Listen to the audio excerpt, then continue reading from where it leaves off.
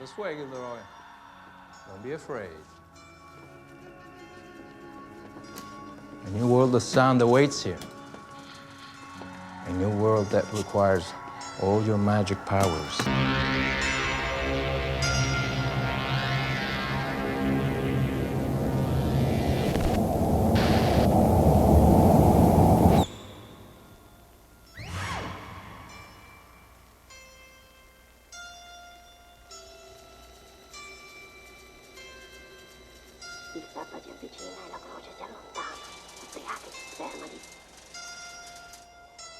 The Berberian Sound Studio is about a film set in the world of 1970s Italian post-production.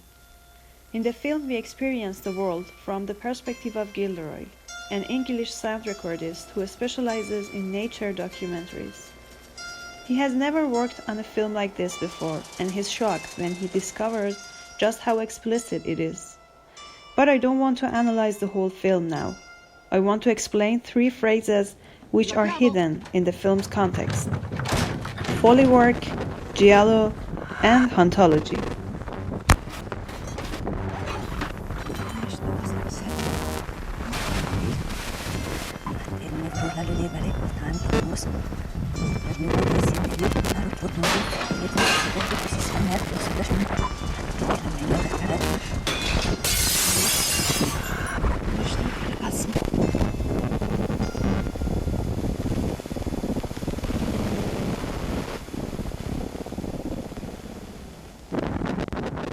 Without adequate light, their survival depends on the grazing of the grassland.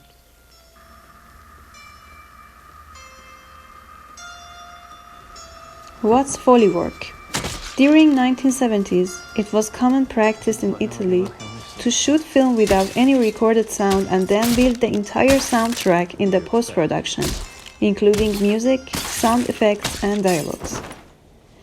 In Berberian Sound Studio, there are 2 characters called Massimo and Massimo supplying the live sound effects using fruits and vegetables.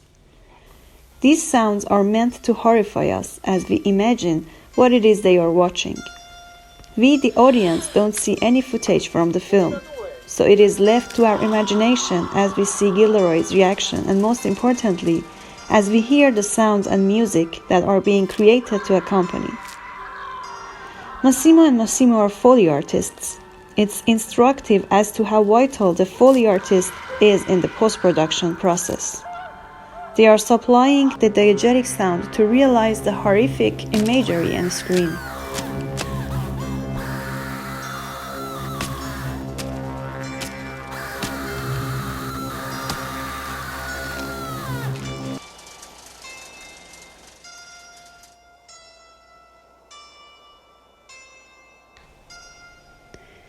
The next phrase I want to explain is giallo.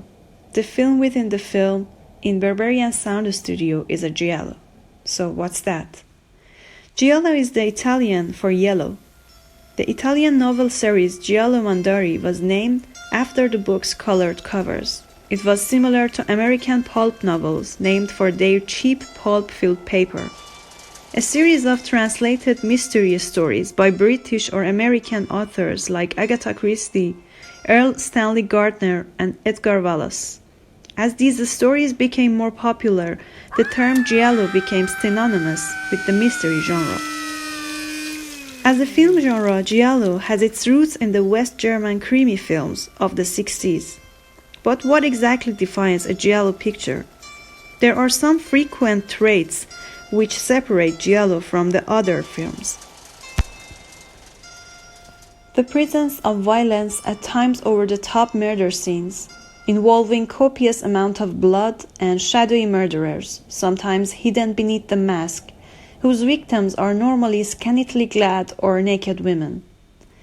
There is typically an outsider as well, who finds themselves witness to the killer's act.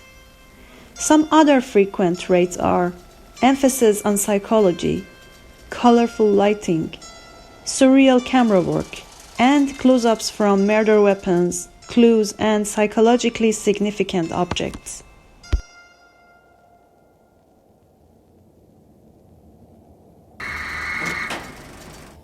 Di nuovo.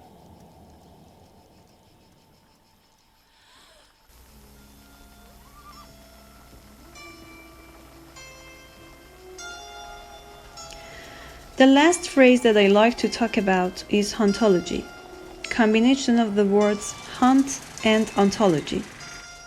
Ontology is a branch of philosophy that studies the nature of being. Therefore, hauntology is a kind of ontology which seems being not as fully present, but as in a sense ghostly. Jacques Derrida, the French philosopher, used the word hauntology to refer to the way which we never encounter things as fully present, as fully there. In all of our experiences, present is always mixed up with the past and future. We can only make sense of any present moment by comparing it with the past and anticipating the future.